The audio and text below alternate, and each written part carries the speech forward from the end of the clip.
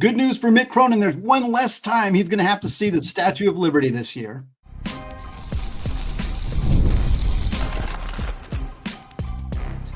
You are Locked On College Basketball, part of the Locked On Podcast Network. Your team every day. What's up, folks? Welcome into Locked On College Basketball Podcast, a daily national college hoop show, part of the Locked On Podcast Network, your team every day.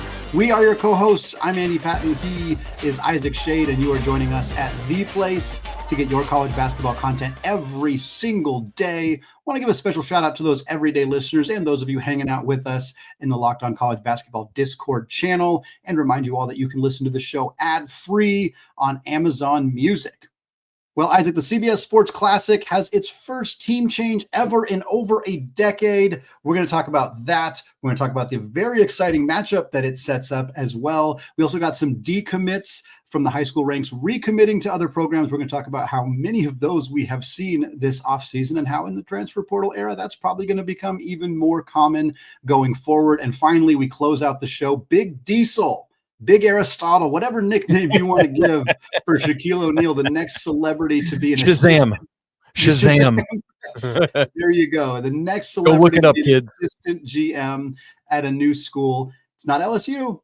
It is, in fact, Sacramento State. We're going to talk about what's going on with the Hornets to close out the show. But Isaac, for the first time since the CBS Sports Classic started, which we were bantering beforehand, I can't believe it's been over a decade. It's been 12 years since the CBS Sports Classic began, and we're having a change in the teams. UCLA out, St. John's and Rick Pitino in. That means the matchups this year, St. John's versus Kentucky. Oh, boy, we're going to talk about that and how fun that's going to be. We also have Ohio State taking on North Carolina. But the first part, before we get to the Pitino versus Kentucky of it all, which is obviously incredibly exciting, Mick Cronin and UCLA out. They pull out because of scheduling concerns, travel concerns, and it was just such a big talking point for Cronin specifically last year about how, we made the joke in the cold open about the Statue of Liberty because that's what Mick Cronin said. We've seen the Statue of Liberty twice in the last 3 weeks or 2 weeks or whatever it was. And they don't want to take another trip out to Atlanta, which is where the CBS Sports Classic's taking place this year on December 20th. And again, it's a byproduct of the conference realignment. It's a byproduct of UCLA joining the Big Ten. They would have had to make a change anyway because next year would have been UCLA versus Ohio State, which they are both now in the Big Ten, so that would have been an issue. But still sad to see this event go through a change. Sad to see UCLA pull out of the event as one of the kind of obviously founding members of this event. But I guess I can understand the amount of travel they're doing, but it's a bummer that it's come to this. It is a bummer, but again, I get it. Andy, we had a quote from UCLA's AD just basically saying, echoing Coach Pitino, or excuse me, Coach Cronin. I'll just read it quickly here. Quote, "We're always assessing how we can improve the men's basketball program, and part of that is evaluating our team schedule. We value our long-standing partnership with CBS and look forward to working with them in the future. But as we explore future schedule options, it's important that we're strategic and have some flexibility. We want to bolster our home schedule, and I know that our fans are excited for this opportunity to add a game in Poly Pavilion." Translation, Andy, let me just say the subtext of what he's actually saying. Yeah. Our Big Ten travel schedule is murder, and we'd like to not travel as much in the non-con portion of the schedule so that when we do have to start traveling. And so, but I get it at the same time, Andy, it makes a ton of sense. And especially because Cronin is such a grump with that travel schedule, and we got to take care of him for there. I think too, like, UCLA benefited more from this event when they were in the Pac-12, and the depth of the conference was not as strong. And they had games against Oregon State, Washington State, and Stanford and Cal, and some of those other teams that weren't particularly great at basketball. Whereas now in the Big Ten, you have so many more marquee quad one opportunities. You don't necessarily need this. And it's still sad for the sport, I think. Granted, I think that sadness is heavily mitigated by the fact that St. John's is the replacement, and the Pitino Kentucky matchup this year is going to be unbelievably fun to watch.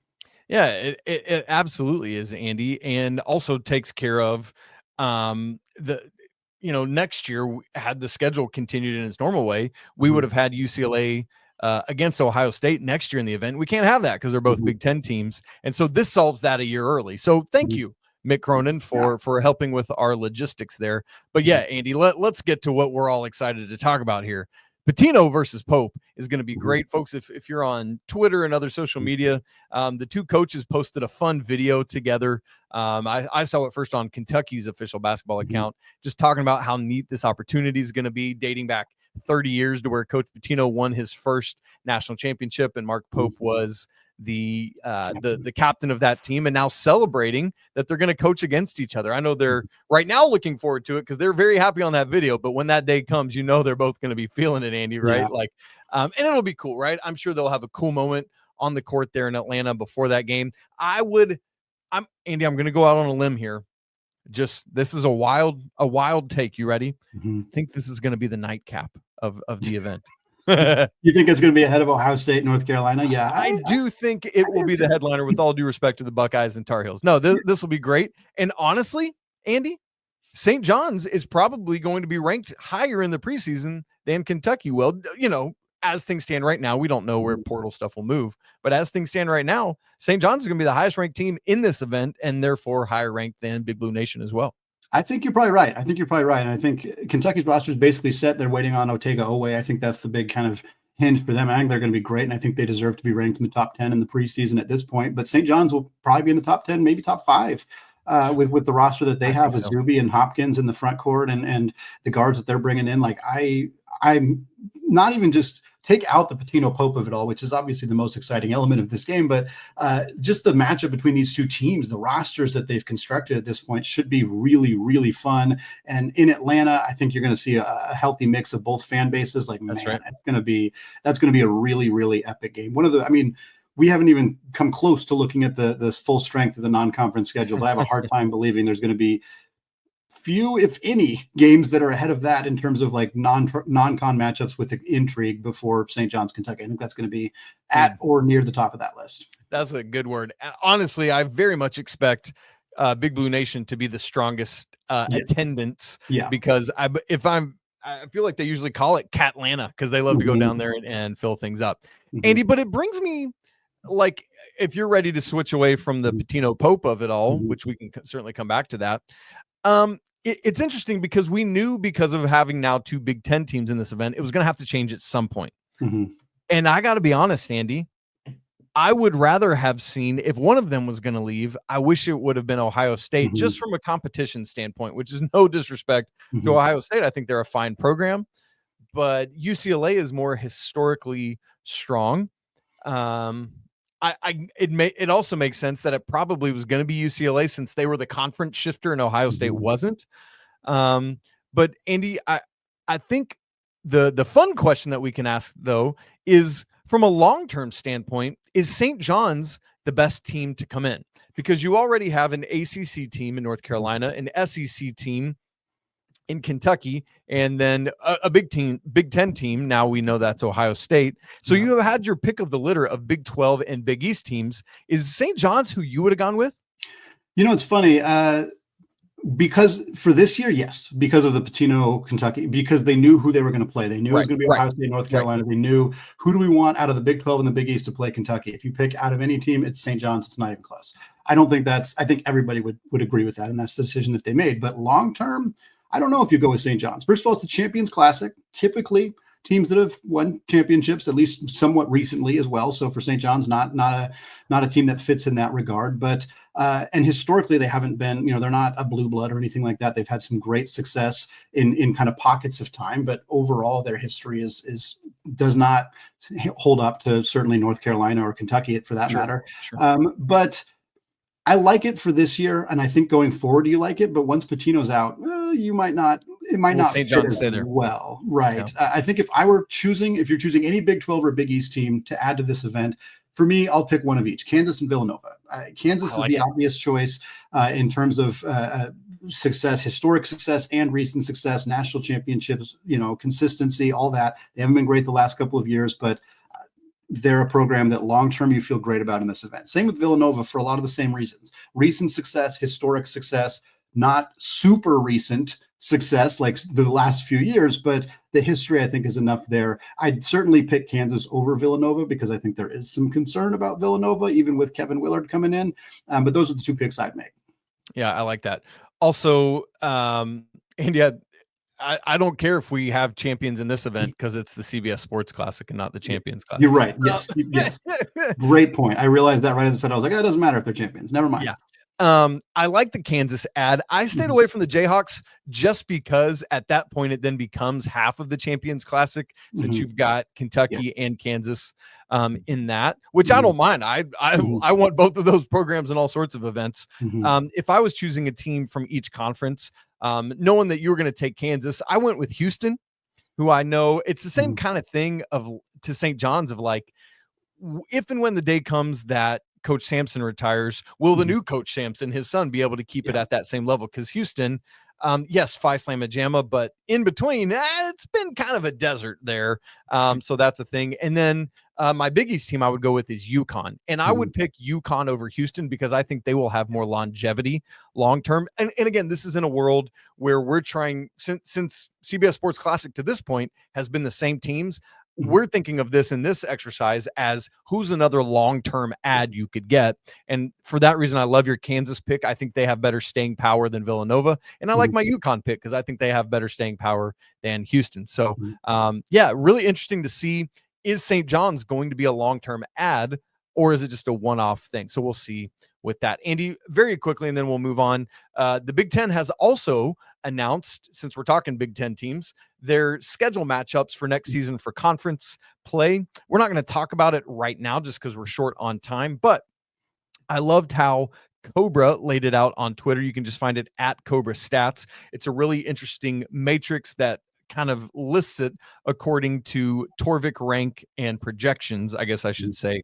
And so really interesting stuff there. Go check that out. Andy, speaking of a Big Ten school, we got Maryland in the midst of a whole decommit recommit situation with some high school guys. High-level high school recruits are decommitting with much more frequency now, and I think it makes sense in this transfer portal era. But the question is, do we expect it to continue? We'll talk about that in just a second. Right after I tell you about Supply House, get the supplies you need from the site made for the skilled trades. Supply House. Whether you're in plumbing, HVAC, or electrical work, Supply House is the reliable way to order products online.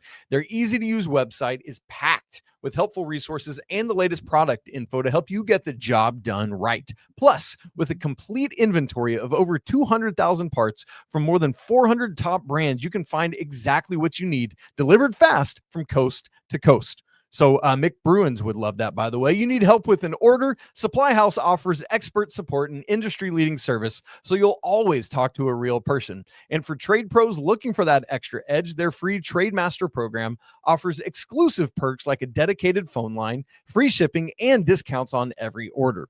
Thousands of skilled professionals are already taking advantage, and now it's your turn. So join the Trade Master program today at supplyhouse.com/TM and start ordering plumbing, HVAC, and electrical supplies with just a few clicks. Plus, use promo code SH5 for 5% off your first order. Check it all out at supplyhouse.com.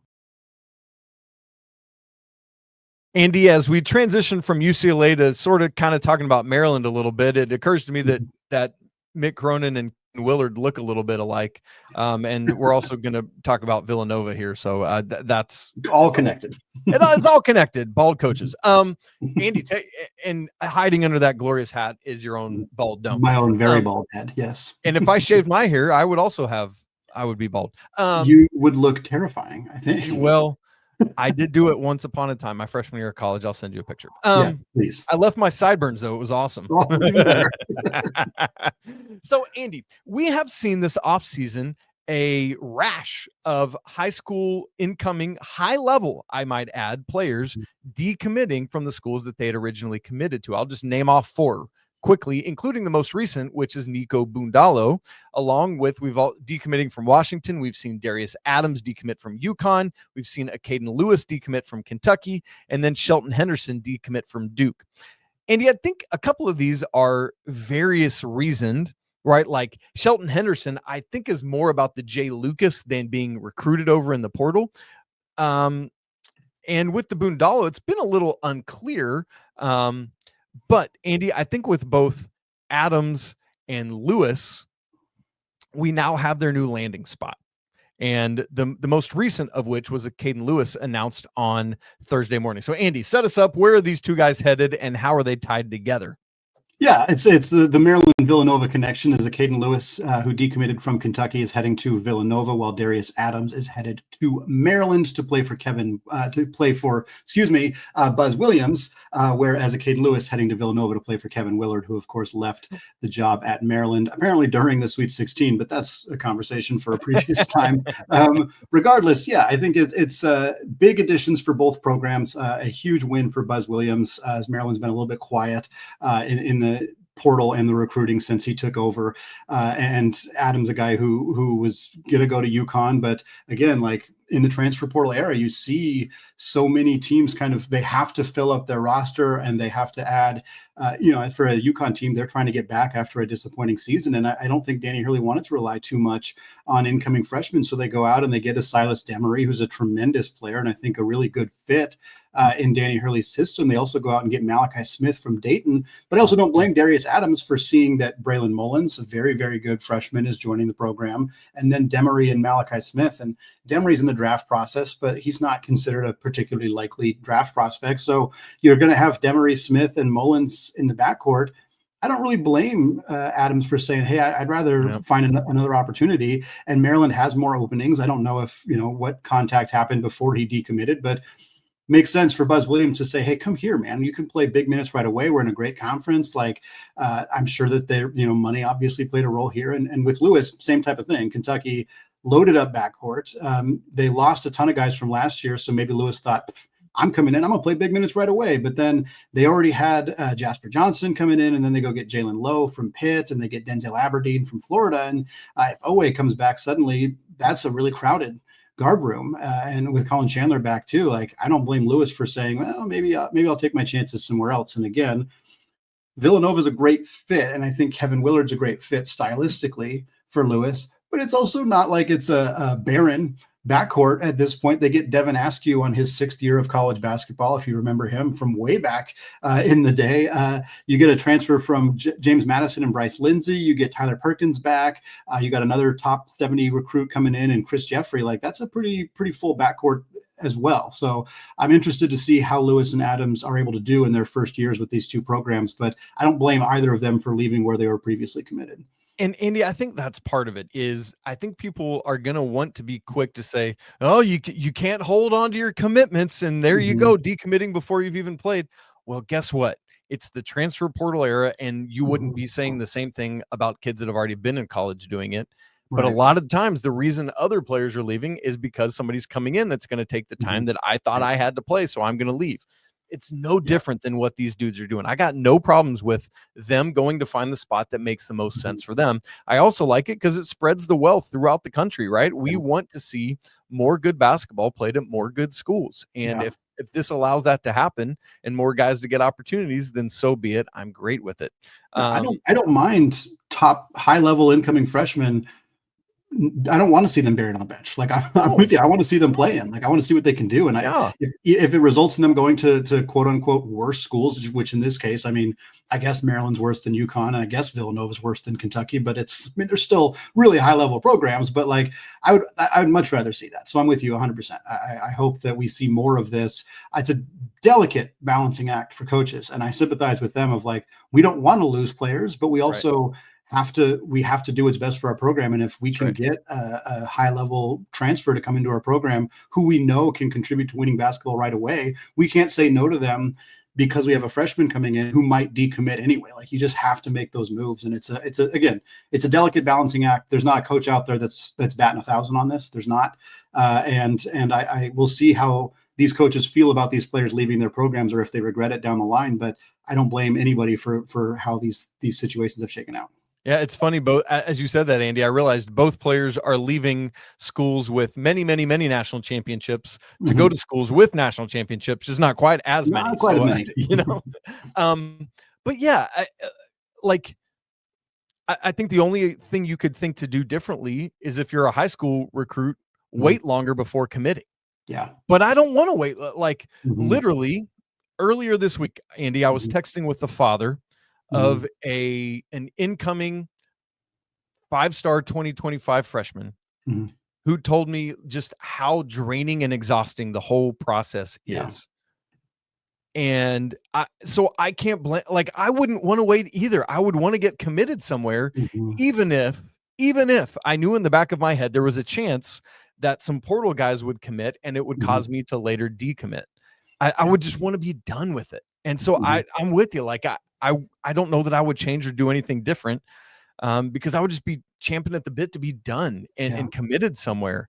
And so I just think it's part of what this era is, with Mhm. the natural order of how the calendar goes now, because it used to just be you commit, and the only thing that might change things is if a guy you thought was going to go to the draft comes back. But Mhm. now it's that, but you don't know that until after you see the portal stuff. So now you got to deal with portal stuff Mhm. and the draft, and maybe guys committing in the portal, leaving later after that. And so there's just all of these things. And there's, as you said, there is no one formula for how to do this perfectly. And I think that's part of it. And Andy, I guess the question is, and we don't have to be long on this, but do you see this as like, this is kind of where it's at, or kind of similar to money in the NIL era? Do you think it's just going to keep ramping up and we're going to see more and more of this? Yeah, I think we're going to see more and more of it. I think, like, I mean, until there's guardrails, and until there's a little bit more structure, and that could include, I mean, again, not super soon, but eventually, like, signed contracts coming out of high school, even, and until we have some more guardrails on this, I think you are going to see, and there's no real regulations around contacting these guys. Like, we don't know the whole story with some of these guys and why they decommitted in the first place, outside of the obvious, like, playing time. But, like, how do we not know that? I mean, Kevin Willard might have called Caden Lewis and said, hey, like, we can offer you this, and or this and this, and I mean, you mentioned, like, wanting to be in a position where we're going to commit so that we're done with all of the chaos and we're done with all of that. Like, is it really ending though? Like, because I don't think these players are just no longer hearing from That's true. from That's true. coaches That's a and good point. recruit. That's a great point. Like, there's still those conversations are still happening, and so I think it's going to continue to get, for lack of a better word, worse, just more. I don't know that it's a terrible thing necessarily. I hope that the talent continues to spread out and you start to see, you know, low 4-star guys, high 3-star guys who are committed to high profile programs, maybe decommitting and going to mid majors, and then having a really big year for a mid major and then transferring up. I know that sucks for the fan base for those mid major schools, but they may not have gotten that kid in the first place. So maybe it's a kind of a win for them in some ways. And if they, again, in the future, if they can sign a 1-year contract with kind of the both sides sort of understanding that it's probably only going to be a 1-year stop, at least that's easier on the fans. It's easier on the coaching staff. It's less confusing. Like, I think there's a lot of ways that this could be still happening at a high rate, but not as confusing or frustrating or just chaotic as it is right now. And I think that if that were to happen, I think it wouldn't feel as messy as it does right now. And I think that's hopefully the direction they're going. I just don't know how fast we're going to get there at this point. Isaac, we're switching gears to talk about a team that I don't think we've ever really given airtime to in the multiple years of doing the Locked On College Basketball podcast. That is the Sacramento State Hornets, because Mike Bibby and Shaquille O'Neal are teaming up to elevate this basketball program. And we got one simple question. Is this going to work? We're going to talk about it in just a second.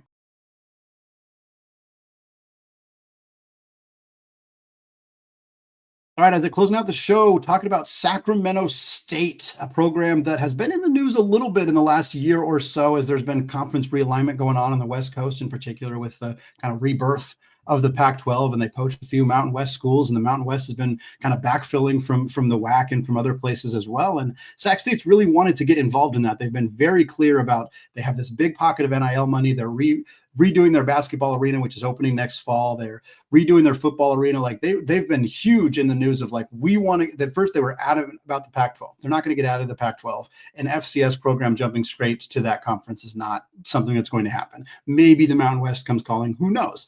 But they decided to make a pretty big splash on the basketball side of things by hiring Mike Bibby, of course, a legend in the city of Sacramento for his career with the Kings in the NBA, but also a very successful high school basketball coach at Shadow Mountain High School in Phoenix, which is where he played himself. He coached there for 6 years, won 5 state championships in the 6 years that he was there. So somebody who's got the pedigree, got the chops, coming in to coach this program. And I mentioned Bibby's kind of track record because I think it gets lost in the fact that the subsequent move that Sacramento State made was the hiring, and I say that in air quotes because it is a volunteer job for Shaquille O'Neal as an assistant GM. He does not really have any responsibilities. I think he's giving some money to the program and is a face to help bring in higher profile recruits, higher profile players, maybe be able to toss some money at players that most other schools in the Big Sky are unable to afford. But I think because Shaq is a figurehead, people kind of are associating Mike Bibby as being a figurehead. And sure, he doesn't have college coaching experience, but he was a darn good high school basketball coach. And I'm far more intrigued about how Bibby's going to coach this program than I am about the Shaquille O'Neal of it all, who's probably only in this role for a year, while his son Shakir has transferred there from after spending 1 year at Florida A&M. So be interesting to see what happens. I'm very interested, but more so in the Bibby side of things. Although, Isaac, we can talk about it. They already made some splashes in the transfer portal, including recently a pretty darn big one. Yeah, and I mean, it's pretty nuts here, Andy, what Sacramento State has been able to do. Like, I don't know. It's the kind of thing where you look at it and it's like, okay, they bring in Mikey Williams. Mm-hmm. That's a thing. I know he's got some stuff off the court that you got to deal with, but he's a very talented basketball player. Mm-hmm. And I mean, I expect him to come because all the off the court stuff aside, you bring him in and it's like he is high level, right? He's really good, has a lot of capability. We'll see what he can do there at the Big West level, but I expect that to be strong. And then you start looking at it as like, could Sacramento State, just dump a bunch of money in and do what like Grand Canyon's been doing, or it's just like, are those possibilities out there? I think that's a potential thing. And it would be hilarious because it's similar to Gonzaga before they burst on the scene. I couldn't have told you Gonzaga was the Bulldogs before you said it at the beginning of the show today. If you had quizzed me on Sac State's mascot, I probably would have said like, I don't know, like the Pirates or something. Right. But now I know they're the Hornets and that's good. I also did not know that they were the Hornets until before this. Yeah. But I mean, this is a program that does not have much history of success at a high level, Andy. They have been in D1 since the 91-92 season. I would like to quiz you right now. In those 34 seasons, how many times have they won 20 or more games? Oh, gosh. 6. The answer is 1. Oh, my God. In 2014-15, they won 21 games. So in their D1 existence, they've never won more than 21 games. They've never made the NCAA tournament. They've never been ranked. And so, Andy, I mean, if this could be successful, if Shaq could come in and, just infuse some Shaqness into it, which, he's such a literally massive person and personality, there could be something to it. And so we'll see if they could come into the Big Sky or he could jump into the Big Sky here and make a splash. I don't know. We'll see. Yeah.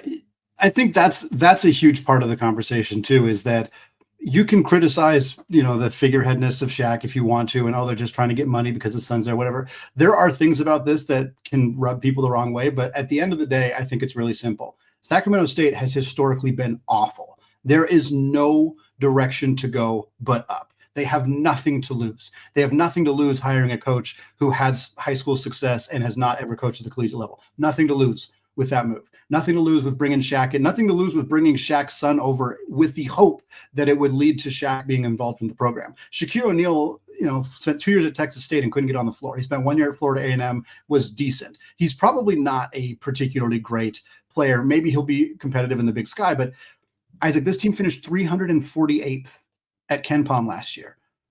I'm not even kidding when I say nowhere to go but up. Like they are basically at the bottom. So why not give this a shot? Why not bring in a kid in Mikey Williams who has a ton of talent, who has was the top-rated high school player back early in his high school career. Yes, he's not that caliber of player. Yes, the size is going to impact him negatively at the collegiate level, but in the Big Sky, I think he might be great. Yeah, you bring in a former top 100 prospect in Brandon Gardner. Sure, he's spent 2 years at 1 year at USC, 1 year at Arizona State, played a combined 1 game. I have no idea if he's going to be any good. I have no idea. But he was a former top 100 recruit. Why not? Why not? You know what I mean? Like, what's the worst that happens? It doesn't work. You finish 350th again at Ken Pom. Like, then you're still right where you were. Like, I think it's worth taking the chances. It's worth taking Yeah. the risk. It's made me more interested in watching this program than I would have been previously. And I think if that's the only thing that comes out of this successfully for the Hornets, that's a win. That's a win. It is. And then, Andy, the other kind of bigger picture narrative for college basketball is, will we see more of this like honorary GM kind of thing, like we do when a school awards an honorary doctorate to somebody that doesn't deserve it? Which, by the way, Trae Young, Shaq's gotten a couple of those, I'm pretty sure. honestly, the great doctorate, the big doctorate. Trae Young is doing this at Oklahoma. Andy, I think we're going to see it from more either. I don't know that we've seen it from like a non basketball playing either athlete or celebrity. I wouldn't be surprised if we got to that point at some point as well, but it's going to be really interesting to keep our eyes on this, both at the big picture level and specific to Sacramento State. Will we see Shaq stick around after Shaquille graduates? I doubt it, but you never know. You know, maybe he'll do that, or maybe he'll go latch on to his alma mater, LSU. Andy, really interesting program to send us off into the weekend. Really, I'm so amped for December 20th. Bring it on right now. Guys, we really appreciate you being with us. As Andy mentioned earlier in the show, we have a Locked On College Basketball Discord. We'd love you to join us there. It's free to do, and the link for that is in the show notes. If you've not subscribed to the show on video and audio, so easy to do. If you're on YouTube, just hit that subscribe button down there at the bottom of the screen. As always, we want to say apologies to the Lawyer family. Let's go Wild Popes. Cheers to Mick Bruins, and who doesn't have to travel east one fewer times, at least this year. We'll talk again on Monday, but until then, peace.